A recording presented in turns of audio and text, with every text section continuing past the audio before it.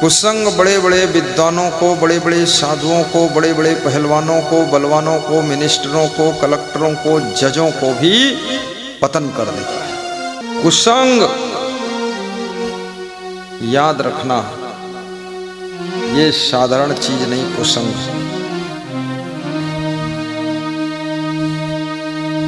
इसलिए कहा गया है कि रपटीली जगह में कितना सावधान रहो, फिर भी कोई कोई व्यक्ति रपट कर गिर ही जाता है। कुसंग ऐसे है जैसे रपटीला पथ,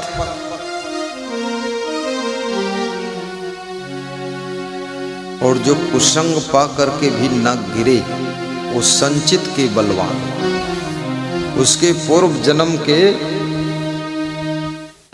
कर्म जो है बहुत ही पवित्र कर्म है, इसलिए बच गया वो। और कबीर साहब ने बीजक में लिखा है कि सतसंगत से सुख उपजे, कुसंगत से दुख होए। कहें कबीरता जाइए जहां अपनी संगत हो। कबीर साहब ऐसा नहीं कहते हैं कबीर की संगत करिए, वहां जाइए जहां पर तुम्हारी आत्मा को शांति मिलती, उस संगत में बैठिए। और सत्संग करोगे तो सुख मिलेगा, कुसंग करोगे तो दुख मिलेगा। कुसंग बुद्धि को बिगाड़ देता है, चरित्र को बिगाड़ देता है, आदत को बिगाड़ देता है। कुसंग तुम्हारे भीतर दुर्गुणों को भर देता है, और सत्संग तुम्हारी बुद्धि को सुधारता है। सत्संग तुमको पवित्र कर देता है, चरित्रवान बना देता है, बिगड़े हुए लोगों को भी सुधार देता है। सत्संग में बहुत बड़ी शक्ति है। एक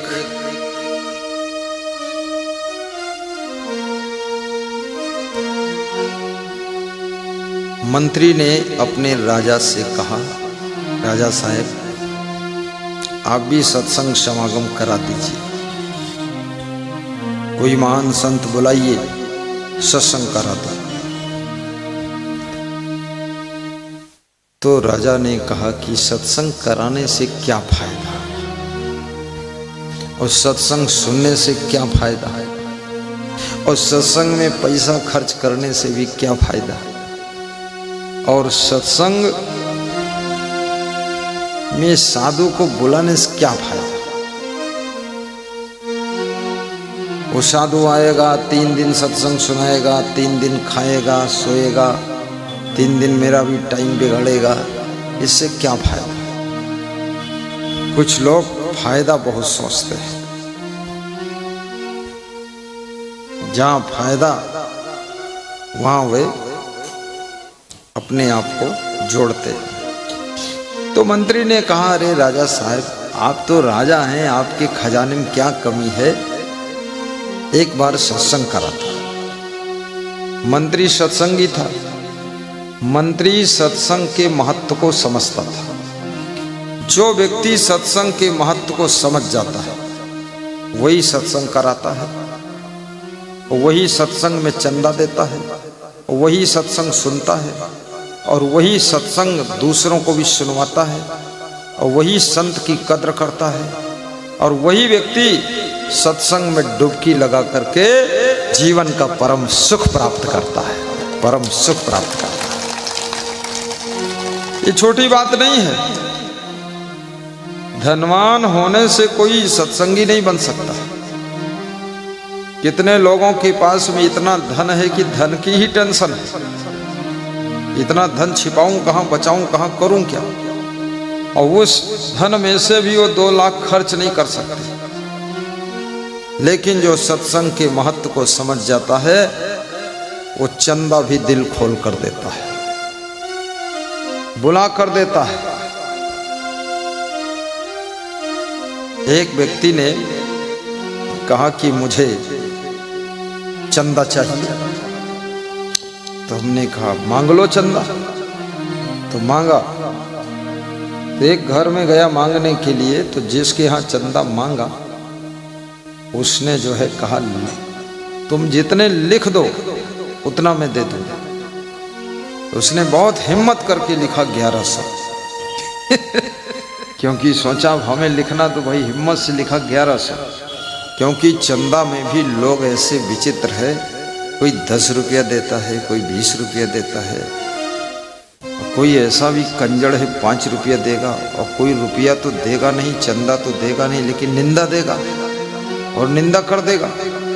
चंदा मांगते घूम रहे हो, अरे भीख जैसा मांग रहे हो, ऐसा बोल देगा, मनोबल गिरा देगा। लेकिन मांगना, भगवान श्री राम ने भी केवट से नाव मांगा था। कृष्ण भगवान ने गोवर्धन पहाड़ उठाने के लिए ग्वाल बालों से सहयोग मांगा था। सेतु बंधु रामेश्वर बनाने के लिए राम ने रीछ भालू बानरों से सहयोग मांगा था। और बीड़ी पीने वाला बीड़ी जलाने के लिए दूसरों से माचिस मांगता है। और तमाकू खाने वाले के पास तमाकू नहीं रह जाती है तो तमाकू मांगता है। और बेटा वाला किसी माँ बाप से बेटी मांगता है कि हमको बहू दीजिए। ये सारा संसार मांग रहा है, इसमें कौन बड़ी बात है। लेकिन जो सत्संग के लिए चंदा मांगता है वो बहुत महान व्यक्ति है, क्योंकि स्वार्थ के लिए नहीं मांग रहा है, वो परमार्थ के लिए मांग रहा है। वो अपने लिए नहीं मांग रहा है, हजारों लोगों की आत्मा की शांति के लिए मांग रहा है। दिल खोल कर चंदा देना चाहिए और सम्मान करना चाहिए, बिठाकर नाश्ता कराना चाहिए।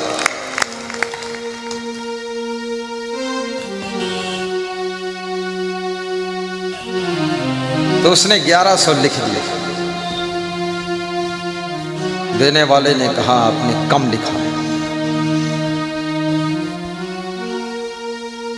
कम लिखा हूं तो कितना लिखूं? बोले 1 जीरो और बढ़ा दो,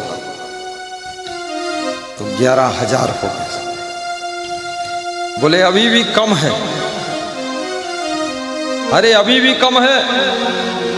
तो उसकी पत्नी बैठी थी चंदा देने वाले की, उसने कहा अरे पंडाल का पूरा खर्चा ही दे दो, झंझट खत्म करो, पूछ लो कितना लगेगा। भगवान ने हमको दिया है तो भगवान ने इसलिए दिया है कि जो भगवान ने दिया है वो देने के लिए दिया है, बटोर कर गठरी बांध कर रखने के लिए नहीं दिया है। इसलिए भगवान देता है, तुमको देने के लिए देता है, तुम भी देते रहो उसी में से, और जितना देते रहोगे पीछे से तुमको भी और देता रहेगा। दाता बनो। कंजूस लोग, लोभी लोग भी संसार के अंदर धन छोड़कर चले जाते हैं, मकान छोड़कर चले जाते हैं, सोना चांदी छोड़कर चले जाते हैं, गाड़ी घोड़ा साड़ी सलवार कुर्ता सब छोड़कर चले जाते हैं, कुर्सी सोफा छोड़कर चले जाते हैं, जमीन जगह छोड़कर चले जाते हैं। किसी के साथ में एक सुई भी नहीं जाती है। इसलिए याद रखना, अगर साथ में कुछ ले जाना है तो क्या, घनश्याम दास गुप्ता की बात याद करो। लखनऊ के घनश्याम दास गुप्ता अपना आश्रम लखनऊ में गाड़ी लेकर आए तो गाड़ी में उनके लिखा हुआ था, खाली हाथ आए हैं तो क्या खाली हाथ जाना जरूरी है? भले खाली हाथ हम आए हैं, लेकिन हम इस दुनिया से बहुत कुछ लेकर जा सकते हैं। तो हमने पूछा श्री घनश्याम दास गुप्ता क्या मतलब? बोले मतलब ये है, 100 वर्ष की जिंदगी मिलती है, 50 वर्ष की जिंदगी मिलती है, कमाने का टाइम मिलता है, खर्च करने का टाइम मिलता है। तो जो यहाँ पर धन हमने कमाया है, जब वो धन हम परमार्थ में लगाते हैं, सेवार्थ में लगाते हैं, गरीबों की सेवा में लगाते हैं, बंदरों की सेवा में, पंछियों की सेवा में, चींटियों की सेवा में, मनुष्यों की सेवा में, सत्संग में, भक्ति में, मंदिर में, धर्मशाला में, आश्रम में लगाते हैं, वही कमाई हमारे साथ में पुण्य बन करके चली जाती है। तो हमने कहा आज तक क्या क्या पुण्य किया गुप्ता जी? तो गुप्ता जी ने कहा डेली कम से कम 500 बंदरों को हम केला खिलाते हैं, और डेली 1000 चिड़ियों को दाना चुगाता हूँ, और डेली लाखों चींटियों को शक्कर खिलाता हूँ, और डेली 400 गरीबों को बिस्कुट और नमकीन बांटता हूँ, और डेली बोले 250 गरीबों को रिक्शा दिया हूँ, ऑटो रिक्शा दान किया हूँ खरीद कर, और डेली 2-4 मरीजों का दांत ठीक कराता हूँ, 5-6 मरीजों की आंख डेली ठीक कराता हूँ, पैसा सब हम देते हैं। और हमने कहा और क्या किया गुप्ता जी? बोले और आपके लिए लखनऊ में अमौसी हवाई अड्डे के पास में आश्रम बना दिया हूँ, जिसकी कीमत गुरुजी किसी को बताना मत। तो हमने कहा तो हमको तो बता दो। बोले आपको बता देता हूँ, 10 करोड़ में आश्रम बना हुआ है, 10 करोड़। अब लो हमने यहाँ बता दिया। इसलिए वक्ता को हर बात बताना नहीं चाहिए, बोल देगा कहीं पता नहीं कहाँ बोल इधर उधर करके। चलिए टीवी में दिखा दो ना लखनऊ आश्रम का फोटो बाबू, लोग देख लेंगे। दांव पर रखा करो, तलवार निकाल कर म्यान से बाहर दिखा देना चाहिए। जहां चर्चा वहां प्रारंभ हो जाए, जैसे लड़ाई शुरू हो गई तो अपन पर लाठी तैयार कर लो, और 2-4 लाठी तुम्हारे लग गई, तुम लाठी न पर ढूंढे नहीं पाओ थे, होशियार नहीं, तुरंत दिखा दीजिए फोटो। 10 करोड़ का आश्रम बनाकर संतों के लिए दान किया है, और मेरे ट्रस्ट में रजिस्ट्री कर दिया। रजिस्ट्री बोले इसमें 1% भी हम अपना हक नहीं रखेंगे। दान देने का मतलब है देने के बाद उसमें अधिकार जताना नहीं है, तभी तो दान हुआ। और दान दूं उसके बाद उसमें टांग अड़ाऊं तो दान कहाँ हुआ? तब तो आपको परेशान करना हुआ। बोले अब जैसी इच्छा हो वैसा इसको चलाओ। तो मैंने उसमें कुछ नहीं किया, खाली झाड़ू खूब लगाया। सब झाड़ू लगाओ, पोछा लगाओ। झाड़ू लगाने से ही वो खुश हो गए, बोले आश्रम स्वर्ग हो गया। याद रखना, ससुराल जाइए बहू बनकर पहले झाड़ू लगाइए, 6 महीना झाड़ू बंद मत करो, और झाड़ू लगाते लगाते लगाते लगाते धीरे धीरे धीरे धीरे तुम माँ बन जाओगे।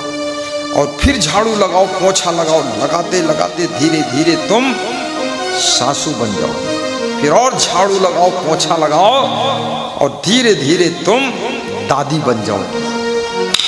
और फिर और लगाओ झाड़ू पोछा, धीरे धीरे तुम मरकर जलकर भस्म हो जाओगे। लगाओ झाड़ू। ये जो प्रधानमंत्री मोदी है, ये आरएसएस के कार्यालय में 15 साल झाड़ू लगाया है, झाड़ू पोछा झाड़ू पोछा। और झाड़ू लगाते लगाते ये लाल कसाटवाड़ी का ड्राइवर बना, और गाड़ी चलाते चलाते, गाड़ी धोते धोते, गाड़ी पोंछते पोंछते आज ये प्रधानमंत्री बन गया है। देखो, झाड़ू से ही आगे जाओगे। मैं आश्रम में जब आया तो 6 साल तक झाड़ू ही लगाता रहा मैं, मेरा नाम ही हो गया झाड़ू दास। खूब झाड़ू लगाया, पोछा लगाया, नीचे से भी छत धोया, नीचे से छत धोया, ऊपर से तो धोया ही, छत के ऊपर अंदर कमरे का अंदर से छत धोया, और सब कोना कोना का कचरा, खिड़की धोया। इतना इतना मैल निकलता था, कईयों बार धोया, 6 साल तक धोता रहा। धोते धोते मैं गुरु का शिष्य बन गया, और फिर भी धोना बंद नहीं किया, सफाई बंद नहीं किया, लगाता रहा झाड़ू सफाई। धीरे धीरे धीरे धीरे मैं संत बन गया, और फिर झाड़ू बुहारू सफाई चालू रही, तो धीरे धीरे गुरु बन गया। मेरे गुरु ने गुरु बना दिया। वो बोला तुम झाड़ू अच्छा लगा तो गुरु बनो। हमने कहा झाड़ू लगाने वाला गुरु बनता है? बोले झाड़ू ही तो लगाना। संसार में सबके दिलों में सब मैल है, कचड़ा है, मन में कचड़ा है, दिल में कचड़ा है, कचड़ा में लफड़ा है, लफड़ा में झगड़ा है। तो सब झाड़ू लगाओ, ज्ञान का झाड़ू लगाओ, भक्ति का झाड़ू लगाओ। और झाड़ू ही लगाते हो, झाड़ू लगाते लगाते कुंवाड़ी गांव में आ गया, और यहाँ फिर झाड़ू लगा रहा। इसलिए झाड़ू लगाओ। सब बहुए अहंकार मत दिखाओ कि मैं इतनी वो हूँ, ये हूँ, क्या हूँ, जो हूँ, सो हूँ, बैल हूँ, गाय हूँ, भैंस हूँ। ये बकवास छोड़ो, झाड़ू लगाओ, सफाई करो, मेहनत करो, क्लीन रखो घर, अपना लाइफ डिसिप्लिन और घर पूरा क्लीन। फिर देखिए तमाशा, तुम घर में बनकर रहो जैसे क्वीन, क्वीन माने रानी। इंग्लिश भी बोलो, ग्रामर कहीं अटके भटके भटकने दो। फूल उल्टा पलटा रख दो तो भी खुशबू देगा, तो ग्रामर उल्टा पलटा हो जाए तो भी उसका अर्थ तो निकल ही आएगा। हाँ, क्लीन, डिसिप्लिन एंड क्वीन, तब तुम्हारे अंदर क्वीन का रूप उदय होगा। तुम रानी बन जाओगी, महारानी हो जाओगी। लेकिन सफाई करो पहले, घर की सफाई, घर की सफाई। काम करने वाले सबके प्रिय होते हैं, आलसी किसी को प्रिय नहीं होता है। काम करने वाले ही अमीर बनते हैं, गरीब नहीं रहते हैं। आलसी और निकम्मे लोग कभी अमीर नहीं बनते। काम करने वाले ही स्वस्थ, मस्त, तंदुरुस्त, चुस्त दुरुस्त रहते हैं। कभी आलसी, मक्कार, कामचोर स्वस्थ नहीं रह सकता है, पूरा रोग भोगता रहेगा। काम करने वालों को पसीना निकलता है और पसीना के साथ में बीमारी निकल जाती है। कितना लोगों ने काम करना बंद कर दिया है। भारत देश की विडंबना है, लोग काम ना करना ही बड़प्पन मानते हैं कि काम ना करूं यही मेरा बड़ा होगा। अरे ये बड़प्पन नहीं है, बड़ा आलसीपन है। ये कौन बड़प्पन है? और जितना ज्यादा शरीर से काम करोगे, शरीर उतना अधिक मजबूत होगा। और जितना ज्यादा बुद्धि से काम करोगे, बुद्धि उतना ज्यादा कुशाग्र होगा। बुद्धि से काम कम लोगे तो खोपड़ी बचेगी, दिमाग खत्म। और शरीर से काम नहीं लोगे तो शरीर सड़ा टमाटर बचेगा, बाकी सब खत्म। इसलिए काम ले लो। काम नहीं लोगे तो भी शरीर मर जाएगा, आग में जल जाएगा, दफन हो जाएगा। इसका एक दिन डेथ बॉडी हो जाएगी। और दिमाग से काम ले लो, नहीं तो दिमाग भी मर करके ये भी आग में, चिता में जल जाएगा। रगड़ी मार कर इस शरीर से काम ले लो। इतना काम ले लो कि इतना धन कमा लो कि कार भी ले लो और मकान अच्छा बना लो और गुरु बाबा का सत्संग भी करा दो। इतना धन कमाओ। बाबा, गरीब नहीं रहना है, गरीबी के दुश्मन बनो। मिटाना है गरीबी को, मेहनत करना है और डिसीजन भी सही लेना है। जिनके जिनके घर में गरीबी है, आज हमारी बात को नोट करके चले जाइए आप। गरीबी दूर करने का फार्मूला शार्ट में बता देता हूं। कुछ एलिनम, मैले कपड़े मत पहनिए, साफ कपड़े पहनिए। कपड़ा सस्ता हो, मद्दा हो, महंगा हो, कैसा हो, कास्टली हो, जो भी हो, लेकिन साफ पहनो। काम के समय कपड़े की ड्रेस अलग रखो।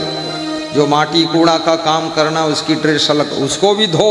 ऐसा नहीं उसको गोबर लगाए 6 महीने से घूम रहे। और एकदम साफ कपड़ा पहनो। आलसी कभी साफ कपड़ा नहीं पहन सकता, क्योंकि कपड़ा धोना पड़ेगा। तो आलसी सोचता चल जाएगा, उसी में चलाता रहता है। साफ कपड़े पहनो। कुछ लेना, ये नीति शास्त्र की बात है विद्यानंद महाराज। कुछ नीलम दंत मलोपधारणम, और दांतों पर मैल मत लगाइए। तमाकू का मैल, पान पुड़िया का मैल, गुटखा का मैल, गुड़ाकू का मैल, गोबर का मैल, कोई भी मैल। मंजन करिए ठीक से, और कोई तंबाकू वगैरह मत खाइए। दांत चमकने चाहिए, मुस्कुराइए तो दांत अच्छे दिखने चाहिए। अभी तुमसे कहूँगा मुस्कुराओ, तुम्हारा दांत देखूंगा। जिसका दांत गंदा होगा उसका दांत तोड़ूंगा।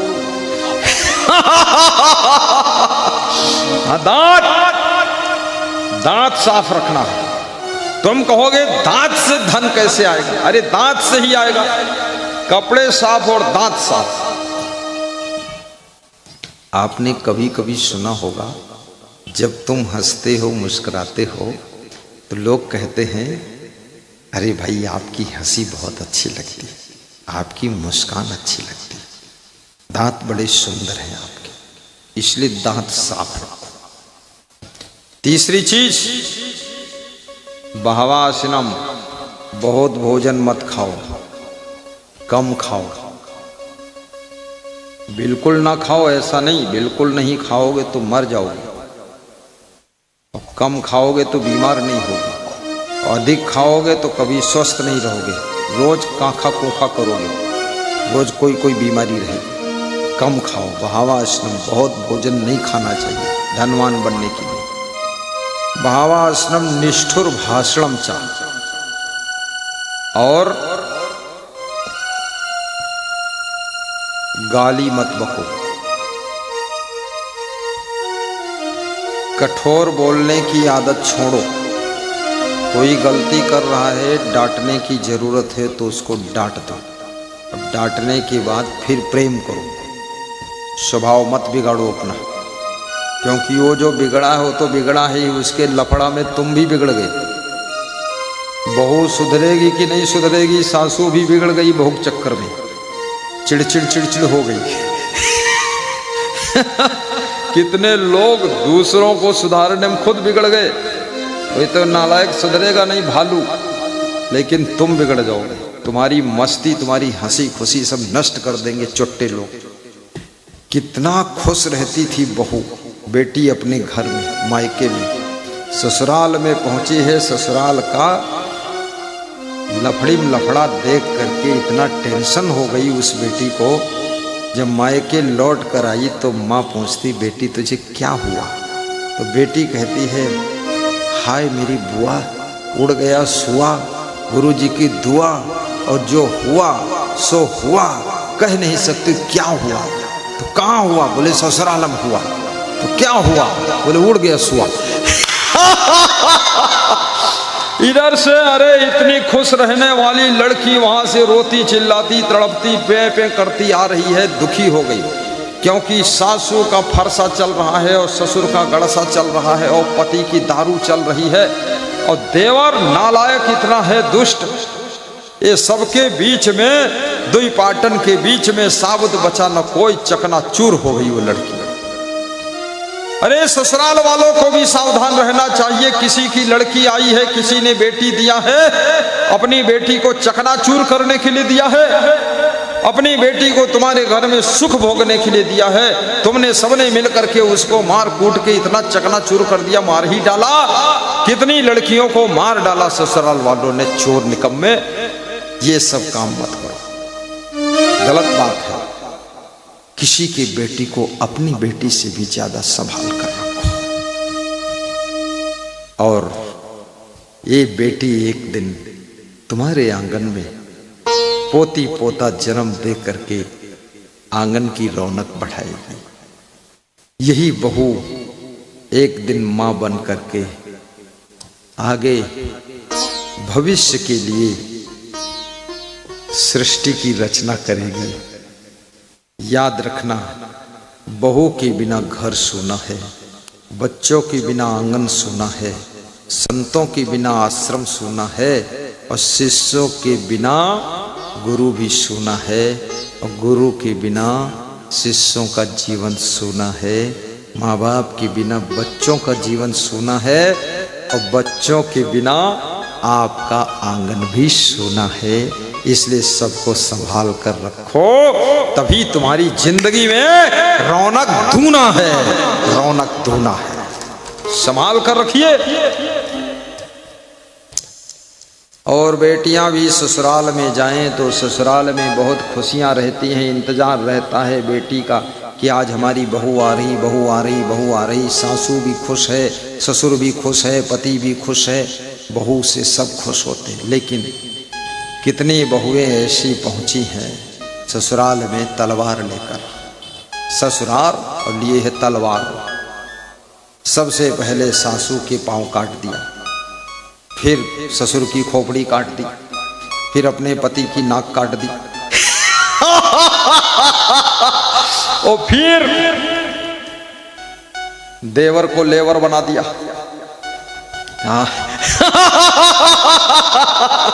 देवर लेवर बन गया, पूरे घर को तबाह कर दिया है। एक डाइन आ गई, डाइन। ये कोई बहू का लक्षण है? चुड़ैल कहीं की, सारे घर में नरक बना दिया। झुक करके चलना चाहिए। हर लड़की ससुराल में जाए थोड़ा विनम्र होकर रहे, नम्रता से रहो। सासू के पैर छो कोमल हाथों से, ससुर के पैर छो कोमल हाथों से, पति के भी पैर छो लो कोमल हाथों से। देवर को भी भोजन बनाकर खिला दो। एक भाभी ने अपने देवर से कहा तुमको हम भोजन बनाकर नहीं खिलाएंगे, तो उसके पति ने कहा रे मेरा भाई है छोटा, खिला दो, इसका शादी नहीं हुआ है, अभी कुंवारा है। बोले कुंवारा हो चाहे मक्कारा हो, लेकिन मैं इसको भोजन नहीं खिला सकती, इसको नाश्ता नहीं खिलाऊंगी। मैं कोई हलवाई हूं कि होटल खोला घर में। तो बड़ा झगड़ा हुआ भोजन के लिए। आजकल सोच समझकर किसी के घर में मेहमान बनना श्रीमान जी, क्योंकि लेडीज ऐसी है, कितने घरों में आलसी लेडीज आ गई है, झुंड की झुंड नरक कुंड बना रखा है। तुम अगर मेहमान बनकर जाओ तो उसके घर में अपने घर से टिफिन भर कर ले जाओ, दाल चावल सब्जी रोटी खीर उसको दे दो, तब मेहमान बनो। उसके अगर मांग लिया खीर तो क्या करेगी, तुम्हारा खोपड़ा देगी चीर। मांग लिया खीर समझ समझ लो फूट गई तकदीर।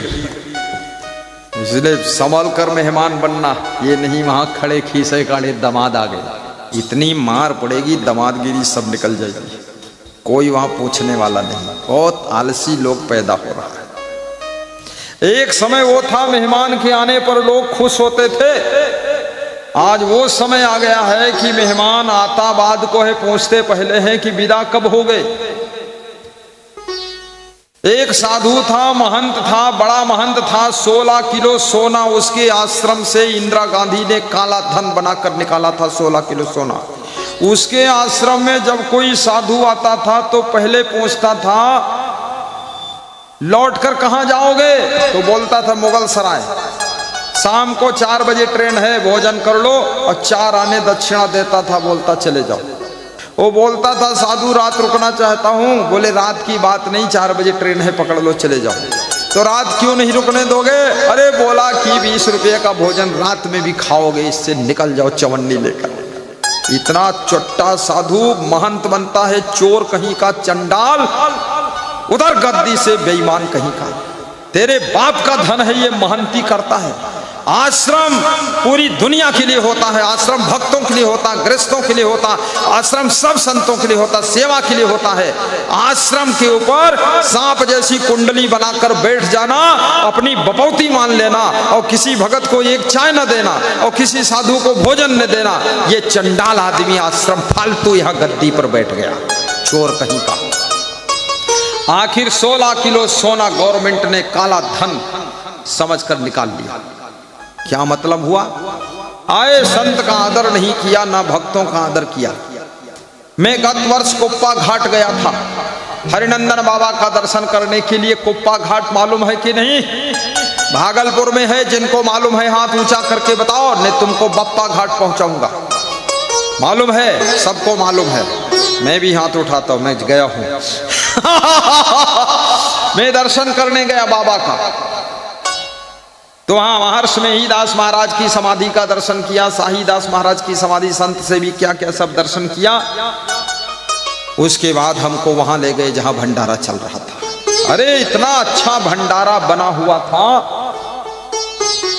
लोगों को भर भर कर खिलाया जा रहा था, बड़ी सफाई शुद्धता। कम से कम उस दिन मैंने देखा 4000 लोग भोजन खा रहे थे, 4000। जब भोजन खाते देखा तो मैंने 11000 दान दिया। हमने कहा ये भी लगाओ भंडारा। और ऐसे आश्रमों में अन्नदान करना चाहिए। वहां जब दर्शन करने जाना चाहिए तो खाली हाथ नहीं जाना चाहिए, एक बोरी चावल लेकर के जाइए, कुछ पैसा लेकर जाइए। महाभंडारा में थोड़ा तुम भी पुण्य के भागीदार बन जाइए। बोलो हरिनंदन बाबा की जय। मैं एक बार पूर्णिया में गया, जीवन ज्योति केंद्र श्री धर्म स्वरूप साहेब जी पूज्य महाराज जी के यहाँ।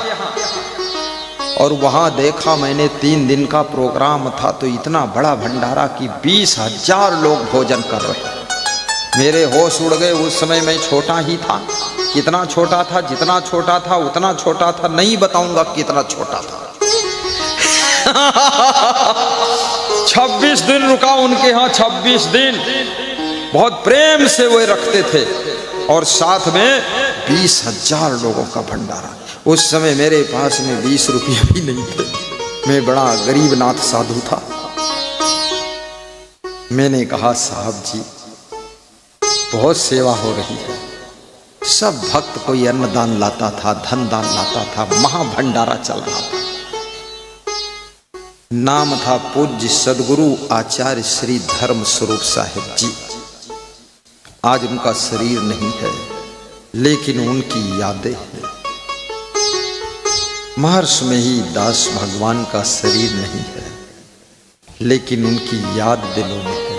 जिन्होंने उनका दर्शन किया है, महर्षि में ही महाराज का, परमहंस में ही महाराज का, किसी ने अगर दर्शन किया हो तो हाथ ऊंचा करके बताओ, आपने दर्शन किया महर्षि में ही महाराज का? मैं ही महाराज, ये हरिनंदन बाबा का नहीं पूछ रहा हूं, मैं ही महाराज का दर्शन जिसने किया हाथ उठाओ। अरे तो मैं क्यों नहीं कर पाया? किस सन में शरीर शांत हुआ उनका? है गुंगुंग साफ बोलो। है 86 1986 ना? अरे तो मैं 1987 में तो साधु बना, तो 1 साल लेट जब वो चले गए तब हम आए। कमाल है, इसीलिए दर्शन नहीं हो पाया, नहीं तो मैं दर्शन उनका जरूर करता। महान पुरुष का दर्शन करने से पाप ताप संताप त्रैत्राप और श्राप सब कट जाते हैं। तुम भाग्यशाली हो जिन्होंने दर्शन किया। लेकिन बिहार में रहते हैं लोग तो भी इसमें 90% लोग दर्शन नहीं कर पाए, क्योंकि वे खुद ही सोचते थे कि हम महर्षि में ही महाराज से बड़े महाराज हैं, गए ही नहीं। उनको मालूम था असंग महाराज आएंगे तब दर्शन करूंगा। अरे असंग महाराज आएंगे, ये बिहार में रह करके इतने बड़े महान पुरुष का दर्शन नहीं कर पाया। मैं निवेदन करूंगा, देखिए सब जाति पाति ऊंच नीच मत पंथ का भेदभाव भूल करके किसी भी महान पुरुष का दर्शन तो करो। दर्शन से ही मार्गदर्शन मिल जाए, जीवन धन्य हो जाए।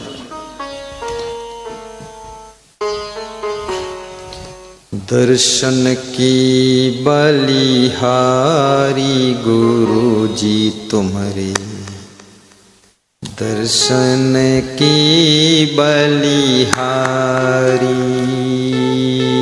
गाइए और बजाइए। हाँ, दो लोग मिलके आर्गन बजाओ। आर्गन भी लंबा है, आधे आधे में बजाओ दोनों जने। हाँ बजाओ।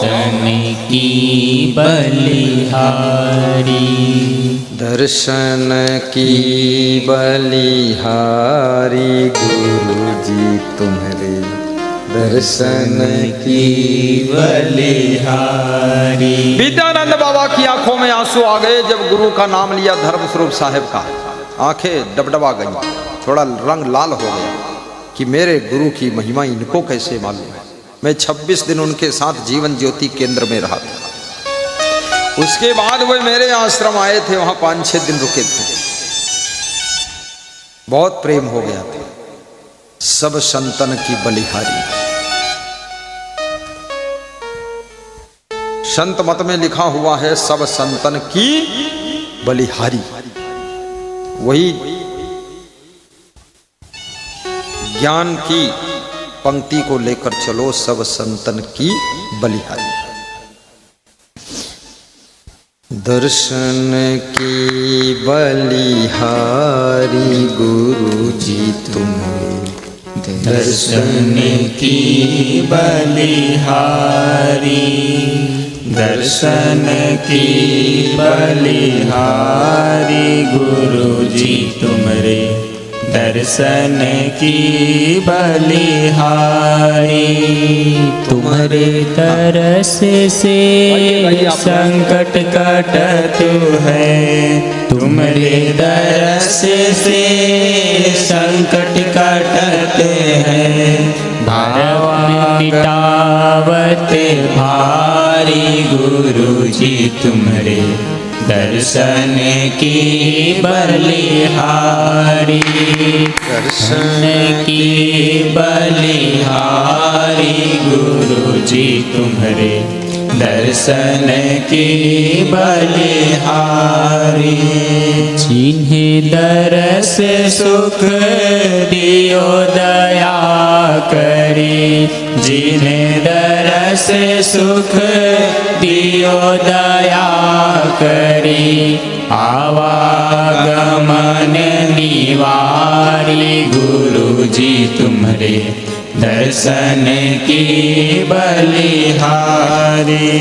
दर्शन की बलिहारी गुरु जी तुम्हारे दर्शन की बलिहारी। संत स्वरूपी है आपके पानी भी, संत स्वरूपी है आप कृपा निधि। पूरन परख बिहारी गुरु जी तुम्हारे दर्शन की बलिहारी। दर्शन की बलिहारी गुरु जी तुम्हारे दर्शन की बलिहारी। दर्शन की बलिहारी गुरु जी तुम्हारे दर्शन की बलिहारी। जिन्हें दरस सुख दियो दया करी, जिन्हें दरस सुख दियो दया करी। आवागमन निवारी गुरु जी तुम्हारे दर्शन की बलिहारी। दर्शन की बलिहारी प्रभु जी तुम्हारे दर्शन की बलिहारी। तुम्हारे दरस ते संकट कटत है, तुम्हारे दरस ते संकट कटत है। भरम मिटावत भारी गुरु जी तुम्हारे दर्शन की बलिहारी। दर्शन की बलिहारी गुरु जी तुम्हारे दर्शन की बलिहारी। दर्शन की बलिहारी प्रभु जी तुम्हारे दर्शन की बलिहारी। बोलिए श्री सदगुरु भगवान की जय। सदगुरु कबीर साहेब की जय। परम पूज्य सदगुरु असंग देव की जय। कुचेलिनम दंतमलोपधारिणम बहवा असिनम निष्ठुर भाषणम च सूर्योदय चास्ता मिते सयानम। और जिन लोगों को अमीर बनना है सूर्योदय के समय कृपया ना सोएं, सूर्यास्त के समय ना सोएं। दो बातें हो गई, जब सूर्य डूब रहा हो और जब सूर्य निकल रहा हो उस समय ना सोएं। लेकिन अगर ऐसा करते हैं तो क्या होगा? मैले कपड़े पहनते हैं, दांत मैले रखते हैं, बहुत ठोस ठोस कर भोजन खाते हैं और गाली बकते हैं, कठोर बोलते हैं और सूर्योदय सूर्यास्त के समय सोते हैं। तो चा विमुच्यति यदि चक्रपाणी, ऐसा व्यक्ति विष्णु भगवान ही क्यों न हो तो भी उसको लक्ष्मी छोड़कर चली जाती है। इसलिए ऐसी गलती मत करना। लेकिन लक्ष्मी किसके घर में आती है? मूर्खा यत्र न पूज्यन्ते, जिसके घर में मूर्खों का सम्मान नहीं होता है, मूर्खों से रिश्तेदारी नहीं, मूर्खों से मित्रता नहीं, मूर्खों से संबंध नहीं, मूर्खों के घर आना जाना नहीं, मूर्खों को बुलाना नहीं। धान्यम यत्र सुसंचितम,